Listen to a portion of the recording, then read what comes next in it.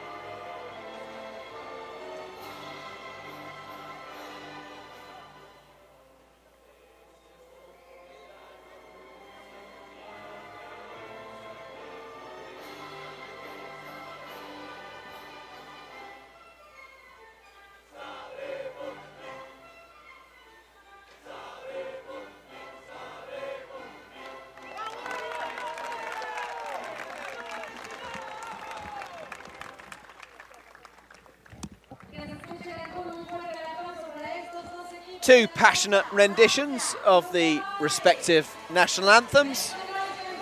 The two sides shake hands. The pressure off for this one. Both of these teams have been eliminated, but there is a matter of pride at stake for both of them. France Euro Cup finalists only 6 months ago. They will be looking to salvage a bit of pride, having underperformed arguably at this tournament, as the French line up for their team photo in their resplendent dark blue kit. Hugo Batat joining the fray. The officials in the centre circle pose for the photographs. Romain Lebègue, the French captain, on the left, and Victor Rodriguez, the Uruguayan captain. Florios Eleferiou The Greek official makes his way over to the far side. He will be the senior official. And there are the Uruguayans, wearing white tonight, who've been unlucky in their games thus far. Coming up against a very strong Netherlands side, losing 3-1. And then losing to the side to beat, Kazakhstan, the world #1s, by 4-1. France got off to a decent start, drawing 1-1 against Kazakhstan, which looked a decent result at the time, but then they were surprised by the Netherlands, an unfancy side. No one knew too much about them, unranked, and they lost by the odd goal in 9. Menza balances the ball in the centre circle. Great view from above. Getting a glimpse of Menza's skills. He prepares to take the kickoff for Uruguay. Uruguay in all white, attacking the goal away to our left. France all in blue. There's the view from above, and it's a great view. The lovely green surface here, and it is Uruguay and Rodriguez into the action from the off as they burst forward. Here's a chance already, and a goal already. Martin Tabernet, the goal scorer, the Uruguayan number 27, and it's first blood to Uruguay. And that is the second quickest goal of the tournament. And it's gone to Uruguay. Well, I'm Martin Hopkins, and there was not time before that to introduce my colleague, Rob Burke. That's the start, isn't it? It is indeed, and I was alongside you for the quickest goal of the tournament. And that one took us by surprise also, but a wonderfully quick start from Uruguay. And you mentioned they're unlucky to be in the position that they're in, and I tend to agree with you. I think a lot of the teams here are suffering at the hands of the unranked sides, actually being pretty good. Here's Menza breaking forward through the middle, works the ball out to the right-hand side. Here's the goal scorer, Tabernet again. Picked up by Lebeig. He goes down just inside the centre circle. Florios Eleftheriou comes across to adjudicate on matters. Menza shows Lebeig some sympathy. It's not like him. Yeah, I thought that. We've said it before in games that we've done together. He's a very, very busy player, Matthias Menza. A thorn in the opposition side. The sort of player that you want on your side and not against you. Can you think of other players like that? Puskás comes to mind. Although you are yet to see his full range of talent, we'll call it. Got a glimpse, Rob. The Greek number 10 receiving a yellow card earlier on today. Here's Gaetan. The Uruguayan goalkeeper in purple. No rush for him, so he might like to take a pot shot. Opts for the pass out to the left-hand side. So Estades, back it comes to Gaetan. Wait a minute. Milosevic called into action on this side of the field. And it's a free kick which Ben Darley takes for France. To Hassidou. Poked out for a kick in over on the far side. Lebeig in a dangerous position in the penalty area. Can't find him. And we swap sides.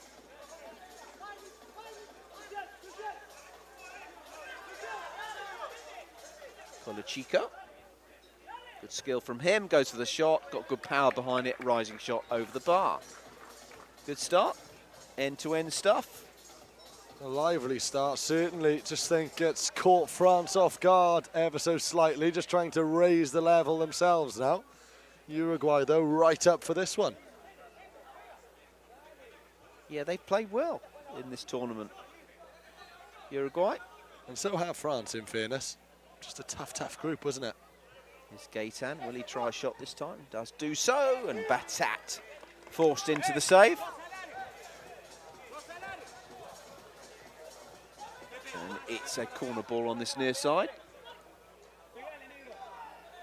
Rodriguez. And now France might break here. Garcia forward. Lebeig has it on the right.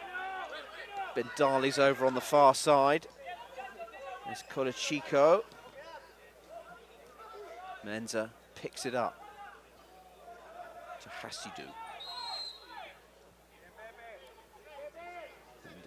And Eleferiou, the Greek official, indicates which way the kick in. In fact, it's a free kick is to go.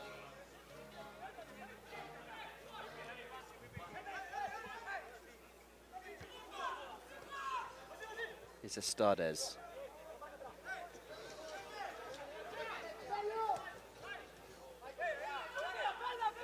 Hasidou. Forward to Lebeig. Picked up by Menza. Pirouettes 360 degrees.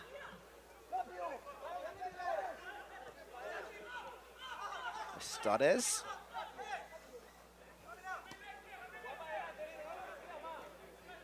Rodriguez forward. Estades down that byline. Can he pull it back? He can't do so. Goal kick, which Batat will take. It was the goalkeeper of the tournament at the Euro Cup in Moldova. And he's got a different understudy in this tournament, Florian Verplank, and those two have tended to share the goalkeeping duties. I'll tell you what, it's been a trademark of Uruguay this tournament that they start really quickly. They were the better side in the opening 10 minutes against the Dutch. A similar story in their second game. Yeah, they've started quickly here, but they haven't been able to maintain it for a full match as of yet. That's arguably their downfall. Not too much has been wrong for them. We just haven't been able to maintain that level for quite long enough. Right now, it's hard to understand how they're going home. Here's Cafe, right-hand side. Can he get quality on his delivery? Can't get it past Michael Gomez, though. Here is a question for you, Rob. I feel the system of refereeing in soccer works really well. The official on the far side, one on the near side, and then the third official controlling the benches effectively, and the VAR as well, so we've got 5 probably. There's Gaetan. My question is, do you think ultimately we might see a similar arrangement in 11-a-side? Oof. Smarter and more experienced men than me will probably make that decision. I hold my hands up and say... There's Hasidou trying the chip over the goal. I have to admit, the standard of refereeing in this competition and in all competitions in this format of the game is genuinely outstanding. They very rarely, if ever, get it wrong. They're so calm, they're collected, and they're not afraid to take their time to get things right. How that translates to the 11-a-side game, I'm not too sure. Well, they could share around the responsibility. Is that, you know, if it's over that side of the pitch, the far side, that official comes on. If it's here towards us, the near side official can come on. Unfortunately, I wouldn't really want that many referees on the field of play in 11-a-side. They can't exactly referee from the edge of an 11-a-side field. And so all of a sudden you'd have 3 referees on the pitch in the 11-a-side game if they were to do a similar thing, which I can't quite see working. Because it has remained that way since the origins of the game. So a free kick here for the South Americans. Tabernet stands over the ball, hands on hips.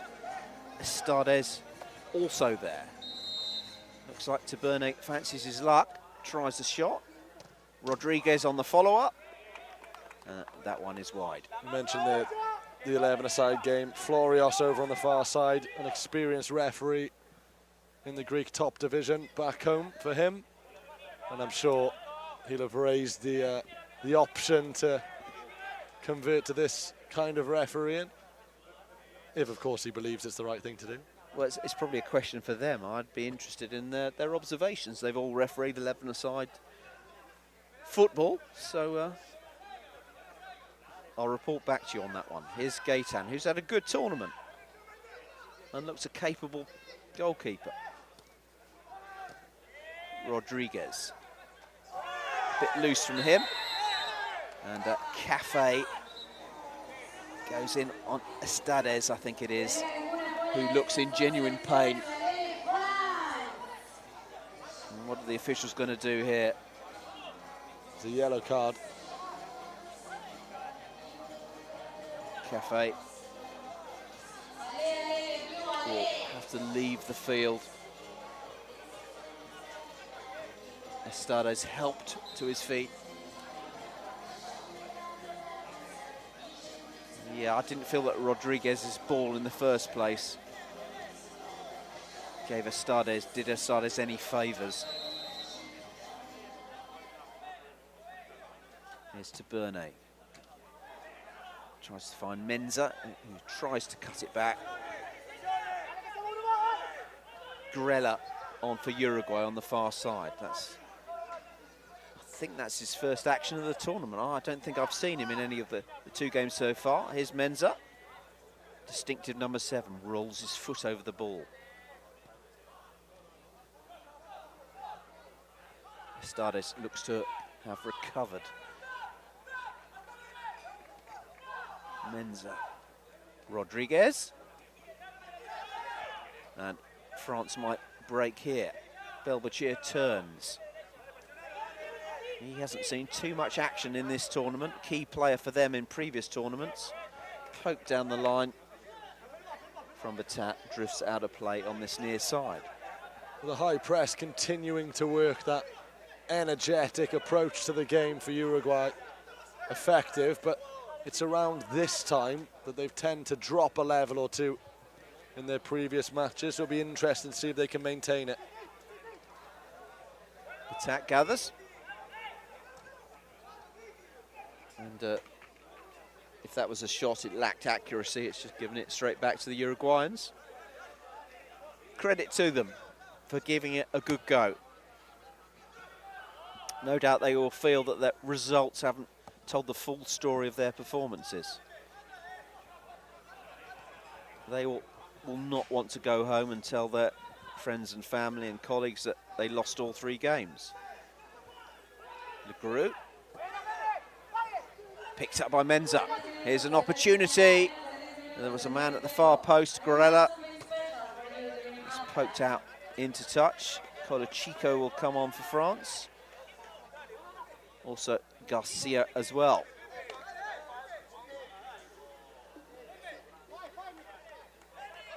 Spoke to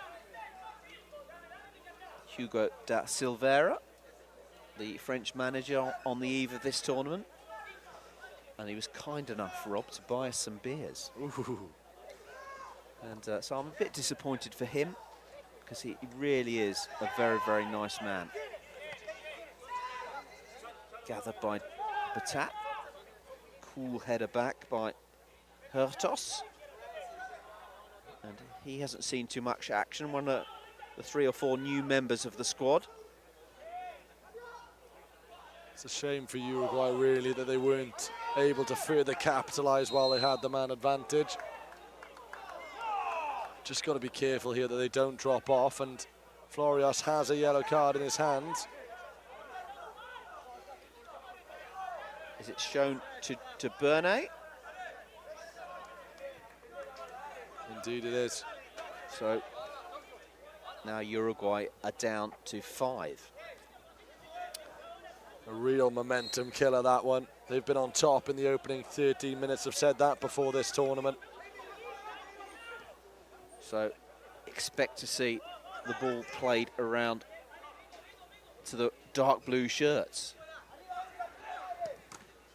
That's a decent shot from Ben Darley. forced back. Out to Cafe, who had to leave the field for 2 minutes. Entertaining encounter, this one, despite both teams being out of the tournament. It's Garcia.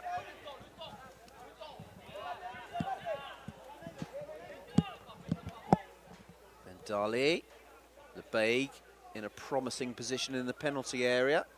Can they find the French captain? The answer is no.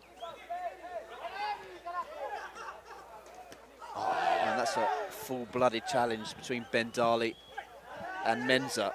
I love that. Absolutely love it from both sides. I was just thinking, Rob, that this fixture, both teams are out, is more full-blooded than the game we saw earlier between two teams who were already through. Yeah, they've got nothing to lose. As you say, they're just leaving it all up. This is the kind of soccer that I enjoy personally. Scrappy, but well-disciplined. There were no fouls in that passage of play. I thought that Menza was going to give one away because he didn't win the initial challenge, but credit to him. Florius on the field of play, listening to his earpiece and indicating where the free kick should be taken. 5 minutes to go to half-time. This half has gone quite quickly. It has. I'm enjoying it. Look, as I said, I like seeing sides play soccer this way. If they can keep it clean, of course. Both sides running a fine line between entertaining and a little bit brash, but it's been a good game so far. And as I said, both sides, well, I can't quite believe they're going home. There's Gaitan. Clips it forward. De Bernay will try and reach this one. Doesn't do so. Colachico across the face of the goal. It just needed the slightest touch. How did Lebeig not get on the end of that? It's his meat and drink usually. Important figure for the French. Hasadou makes himself available. Drives it across and Colachico taps it in. So after 17 minutes, and you predicted it, Rob, it's France 1, Uruguay 1. It's been the tail of the tape for Uruguay this tournament. They start magnificently well and they look like one of the best teams in the competition. And then they hit the 11th, the 12th minute, and the energy levels just take a nosedive. Well, they held the lead for 16 minutes on this occasion. Taking the lead in the first minute through Martin Tabernet. We said it at the time, a momentum killer, that yellow card for them. France survived with Cafe on the bench. Uruguay just sat back. There's Colachico, Ben Dali. Arrows to that far post. Very enjoyable game, open game. Both teams going for it. Back with Batat. They can't afford to sit back. You can already see they're just dropping that little bit deeper. They need to press high up, but they're not doing it together anymore. They're going one at a time and it just doesn't work. And France have made a substitution.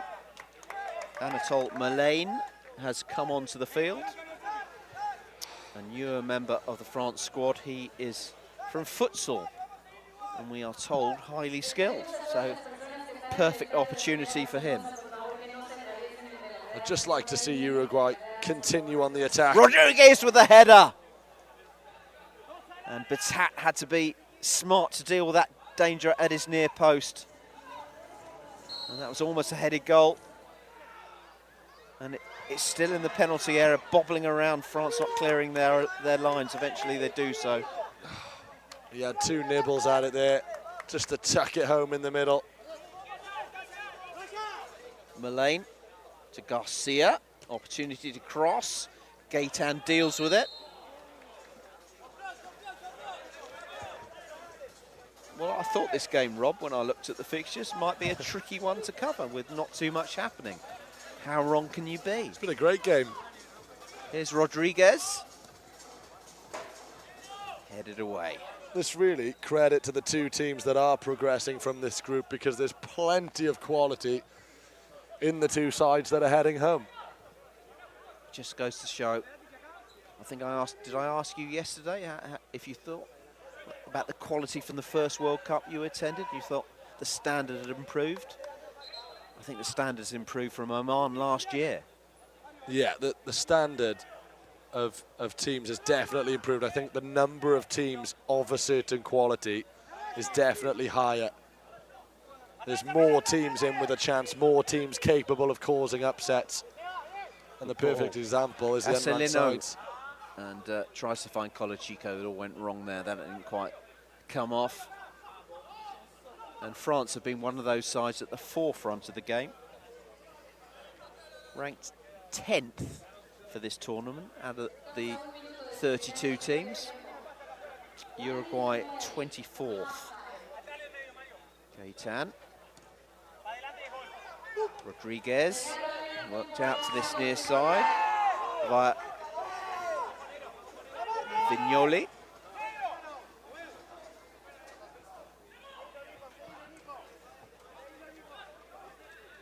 Searching ball from Batat, the goalkeeper, trying to find Colachico. 20 minutes are up. So you would think there'd be just about time for this corner ball. And that's over that shot. And there is the half-time whistle. Really, really entertaining encounter.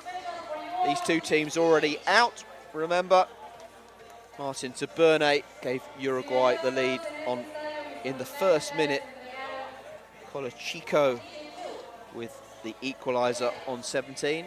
So at half-time, it's France 1, Uruguay 1.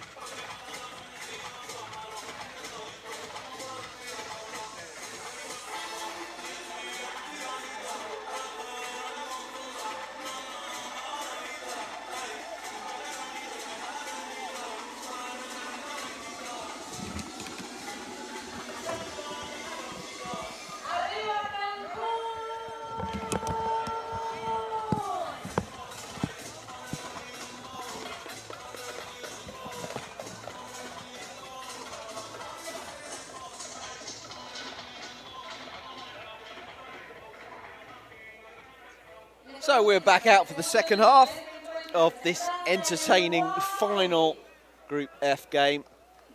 The final action of the 2025 TUI Soccer World Championship for these two sides.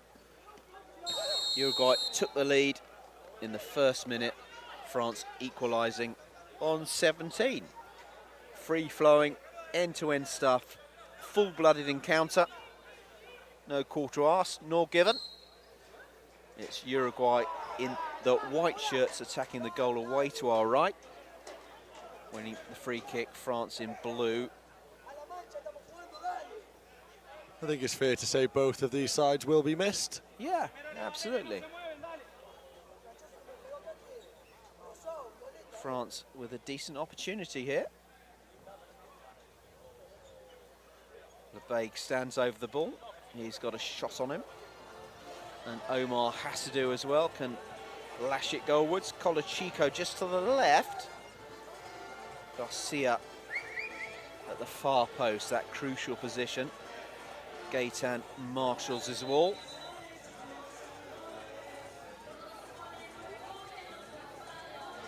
And I think Florio Etherio, the official, is happy, so we can take the free kick. Here's Hasidou, goes for goal, the wall does its job on the follow-up as well. Rodriguez clears, good defending by the Uruguayans. Good defending indeed, not a gap in that wall, was there? A difficult route to goal from the set piece. I was expecting something perhaps more well-worked, shall we put it.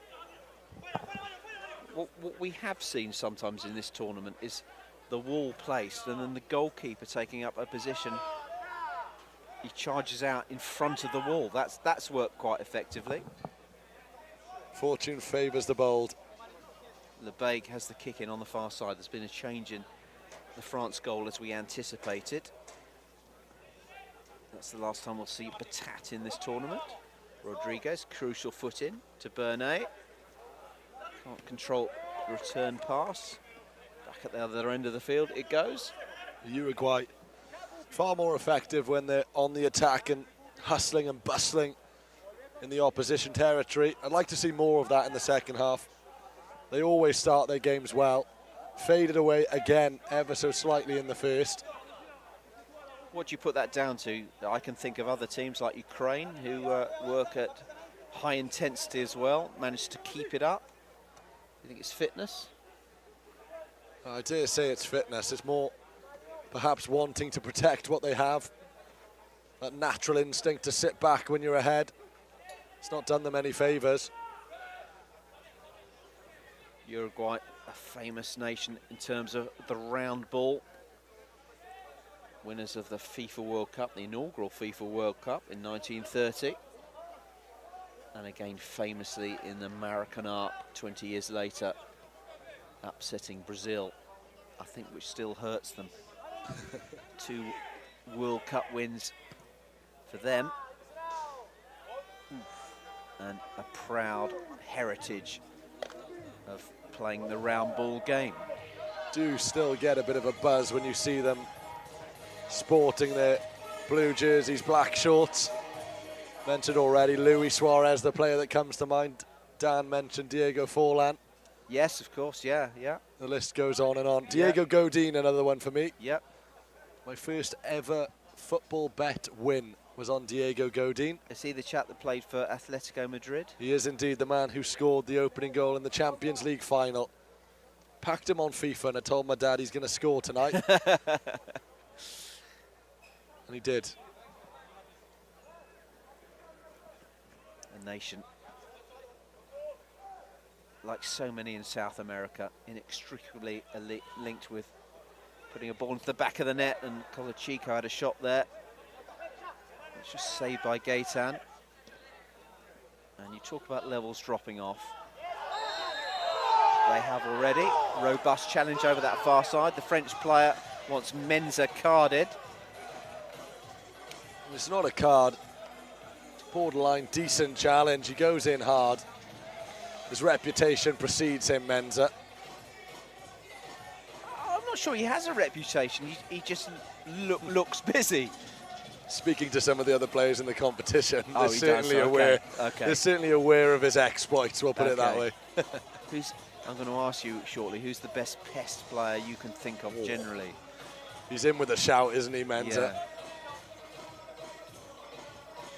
A couple of the Island boys putting their name in the hat for that. They are.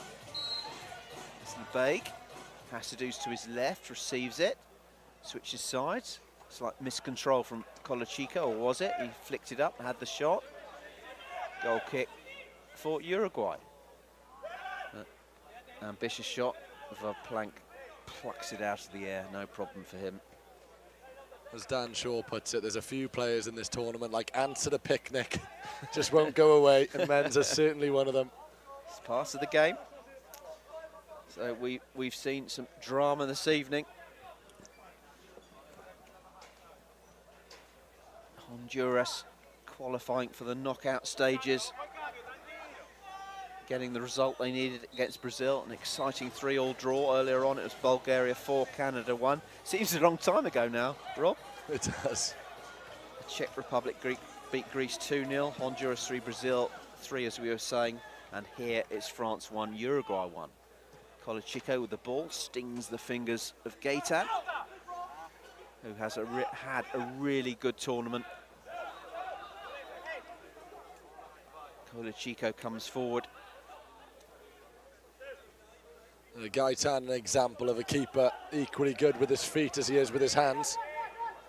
What I like about him is he's not very big, but he's a very, very good keeper. His opposite number contrasting. 6'7", 2 meters tall. It's unfair. It takes all shapes and sizes, though. A foot difference between the regular goalkeeper, Hugo Batat, and then out comes Gaetan, and that's good decisive keeping as well. Play on. Belbachir. Forward it comes to Cafe. They've done their best, the officials, to let this one flow. The players doing their best to cause the opposite.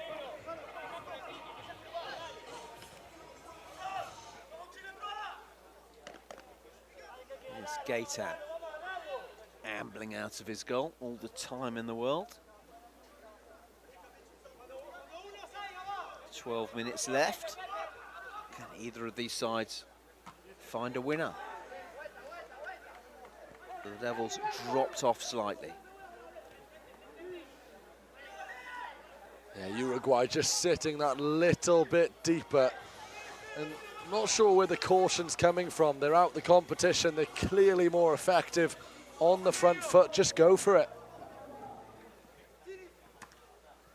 Foot in. Belbachir tussling for the ball over there on that far side with Michael Gomez. Cafe. Are you still disconcerted by seeing Brazil in green? I think the biggest throw off for me was seeing France playing red and the Netherlands playing blue against each other. Yeah, they weren't happy about that. France, here's a chance for Tabernet, saved by Verplank. Down smartly to his left. Decent stop for a big man. Had to get down quickly.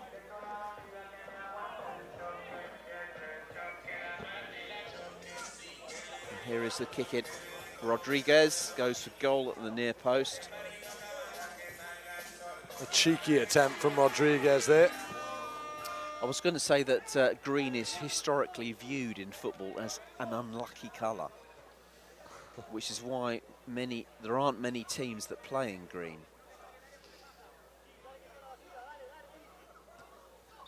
Well, Ireland's luck was pretty limited. Yep. Yep, that late goal against Australia. Similar story against Belgium as well. What could have been. Fine margins.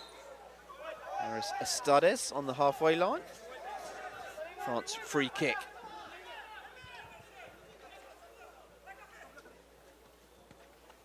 Does Santos, the great Brazilian side, playing green? Sporting Lisbon.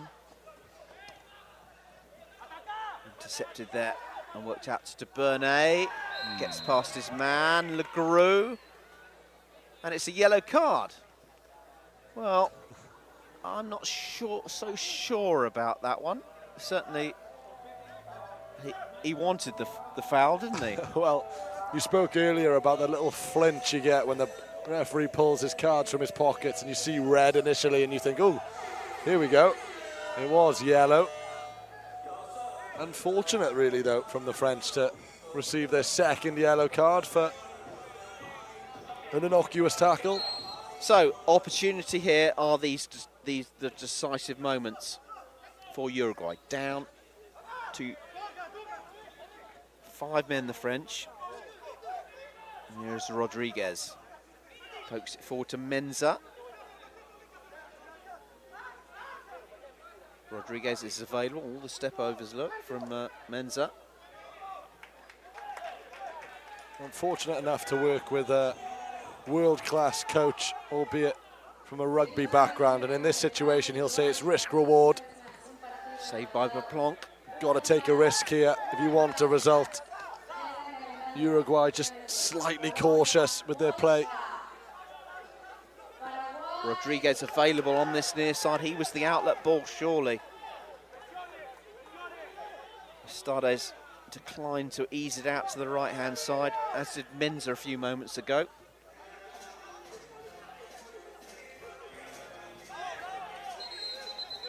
Grella on for Uruguay, and now Florios, the Greek official, called onto the field. Just telling Rodriguez exactly how it is, and the French player as well, who is Asselineau.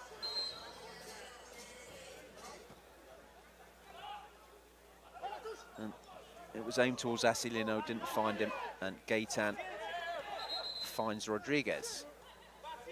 Moving ball, says the referee, and here is Menza. Lots of step-overs. And Grella was available at the far post with a better quality ball there. Just feel that there have been lots of step-overs and that he'd have been better off. Menza just passing the ball to Rodriguez. And I think that's the gist of the conversation between the two of them. Sometimes you don't need to speak the language to understand the players. There's Lebeig with the shot, lacks power, gathered safely by Gaetan.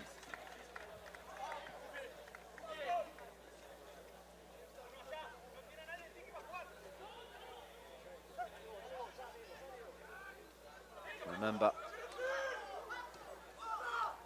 Uruguay all in white. Oh, and here's an opportunity off the post. France in blue. He took a risk there. That's what you want to see. You've got to, as they say, buy a ticket if you want to win the raffle. He's had a couple of stabs at it, Rodriguez. That one's certainly the closest. Do you think there are things that small-sided football could learn from effectively small-sided rugby? Well, some of the things are standard, like risk and reward, as you were saying. Indeed, well, high intensity usually wins the race in rugby sevens. There's Rodriguez on the right-hand side, fouled.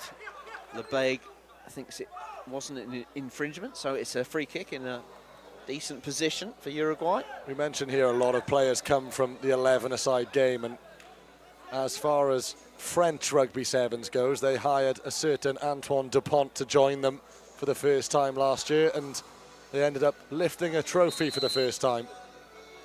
Rodriguez goes for goal, and it cannons off Omar Hassidou. Second opportunity, this time from a kick-in. Just over 5 minutes left for play. Left with a bit of danger by Baplanck. Menza was steaming in there. So in terms of things they could learn, the answer seems to be find the best player in the world and bring him into your small-sided team. Gaetan gathers nicely. There's Belbachir at the back to Lebeig. Picked up by Tabernet. Much better there for the first time really in the second half. Uruguay with some menacing tackles high up the field. Bernay crosses it straight to a blue shirt though. And Menza's back. Great that work that. They've got to back their capacity to get back. Push for this one. It's Menza and Rodriguez are very much driving their team forward. Those are seem to be the two key players for the Uruguayans. Although there's plenty of ability all around the park. France seem happy just to wait for their opportunity, then pounce. Menza back to who else? Rodriguez. And it's over the bar.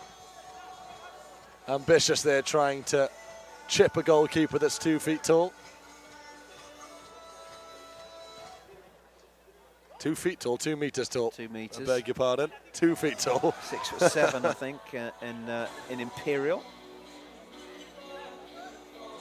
There is Gaetan, who is relatively diminutive, but very, very effective goalkeeper. He's the orchestrator when he comes forward. Works it out to the far side. The shot is by Estades, who takes the kick in. He has options. Menza's in the box. Rodriguez. Now, what can he conjure up here? Brings it onto his left foot, tries to do too much, runs into trouble. And now Uruguay are in trouble. And it's just behind Chico! How did that stay out? Belbachir, the man with the shot. Well, that was their moment. They've been patient, France. The opportunity arose and they flooded bodies forward. And if not for the woodwork, they may have found a winner with 3 minutes to go. It's still moving up and down like a quivering arrow, that crossbar. And the ball's played out into touch. And we have just under 3 minutes left for play, and we've thoroughly enjoyed this one, and I hope you have too watching. It could have been easily an uneventful dead rubber, but credit to these two teams. They deserve great credit. Both have given it a go. And is there going to be a winner? Well, based on this performance, they deserve a lot more from the tournament as a whole. Had they found themselves in perhaps a slightly easier group, we might have seen them in the knockout stages. Here's Taberna. Taberna. Forward to Menza. Not too many options, has to bring it back himself all the way back to Gaetan. The outlet ball could have been Rodriguez. Forward comes Gaetan. He's got the right idea. Get up there. Estades. Menza. Still 2 minutes to go. Uruguay keeping going. Rodriguez. Estades available in the penalty area. To Bernay on the edge. Gomez, the number 3 in the right shirt. Oh, there's... You can't do it. That's silly. Completely avoidable. Chico there just blocking the kick in.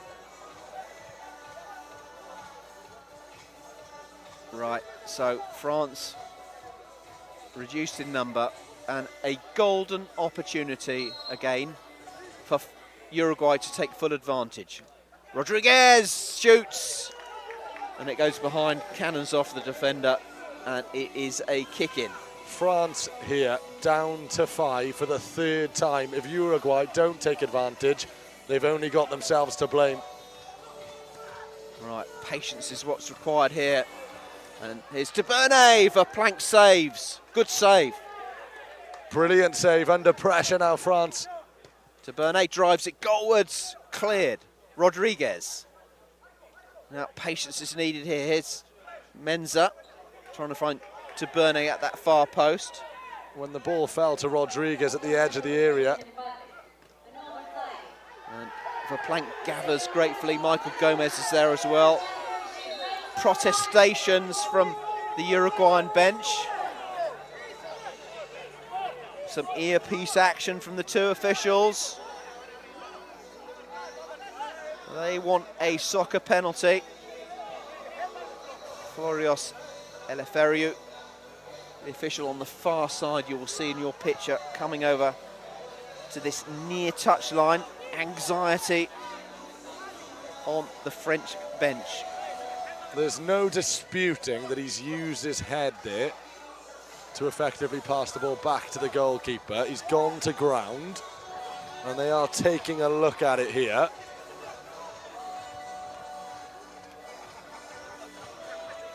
Well, we've got some drama. The 40 minutes are up. It's 1-1, and are we going to see an opportunity for Uruguay to win the game, which they possibly deserve, Rob, for trying to win it?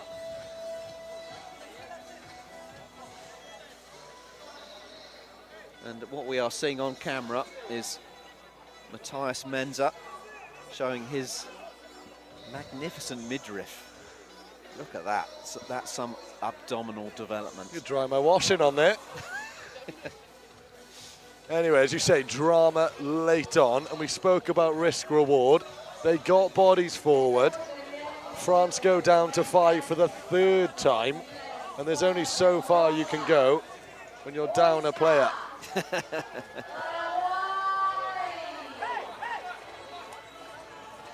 Now, what the Uruguayans want to do is just keep a cool head here.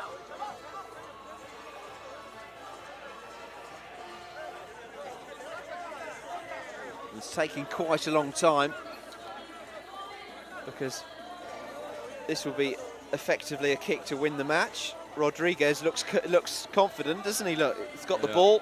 You're seeing on your screen intense discussion on this near touchline. Do you know what I love? Is that I am fully invested in this game. I am. I'm on the edge of my seat waiting for this decision. Yeah. And it's the full credit goes to these two sides. As you said, they're out the competition, but they've left absolutely everything on the field, and they've got everybody in the stadium anticipating this decision like it really does mean something. You'll be up next, Rob. Let's hope you get a decent game. Commentate on Paraguay against Poland. An upset that would be. Yeah, that's going to be a big game. Look how confident Rodriguez looks in the centre circle. He thinks it's a soccer penalty. Well, Menza has got a glimpse at the screen, and he's got a wry smile on his face. Does he? He does indeed. But it's waved away. Well, they can't believe it. Well, that is a surprise. Well, Menza then perhaps realising that it was a cheeky attempt at a penalty anyway. Well, we're deep inside stoppage time. And Florios comes on, gives the ball to, it's a drop ball, to the keeper, Verplanck. And he will throw it out long. And it would be dramatic if France were, by contrast, to grab a winner up the other end. What have you got? Here's Rodriguez, one last chance you would think. Out to Bernay on this near side. Directed towards that far post while Michael Gomez was lurking. Grella takes up a position at the other far post. Well, they deserve a winner here, I think. There's Gaetan, goes for goal. And it's over. Gaetan's out of his goal, needs to get back pretty smartish. Oh no! Oh, what drama. The French have won it. From Verplanck's goal kick, Gaetan came forward. And it went from one end of the pitch to the other, and that's really, really harsh on the Uruguayans. Oh, terribly harsh, but it's joy for the French. They've had 2 opportunities, and they've taken one at the death. Heartbreak for Uruguay. Oh, I feel disappointed for them, but credit to the French, credit to the goalkeeper.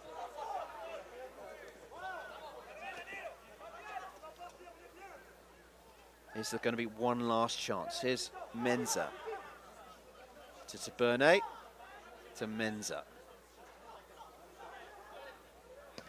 There is the shot, saved comfortably by Verplanck.